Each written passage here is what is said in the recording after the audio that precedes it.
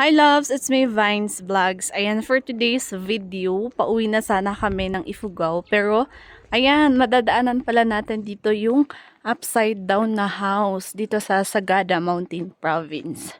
Ayan siya. O, diba? Ang cute naman. I think nakita ko lang to sa sa picture. Yan. Dito pala siya. Along the road lang. Sagada. And then, maglalagay ako ng sticker ko kasi nakita ko kanina. Love, makakitemek mo na sticker ko. maglalagay ako ng sticker ko.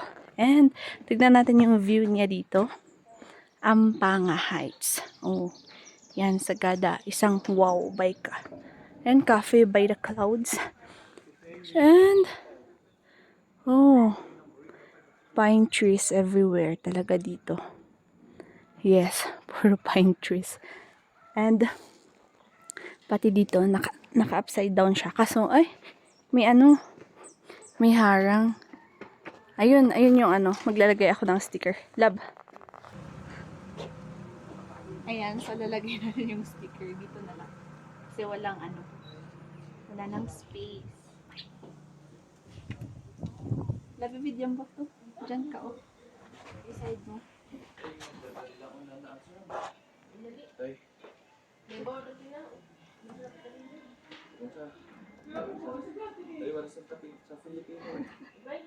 Ah, diba? Ina siya. Ayan, ang daming stickers. Ibig sabihin, ang daming dumaan dito. Yan.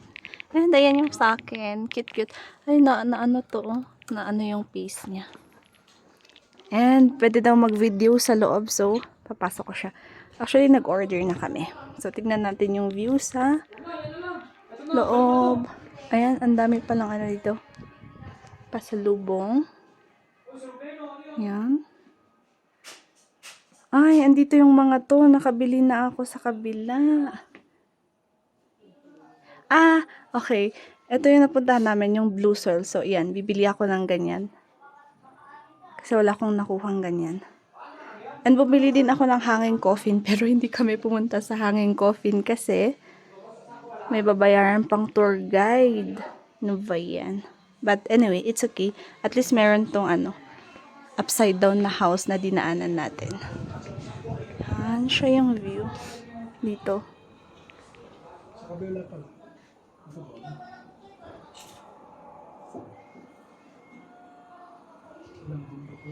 So, yun lang. Thank you for watching.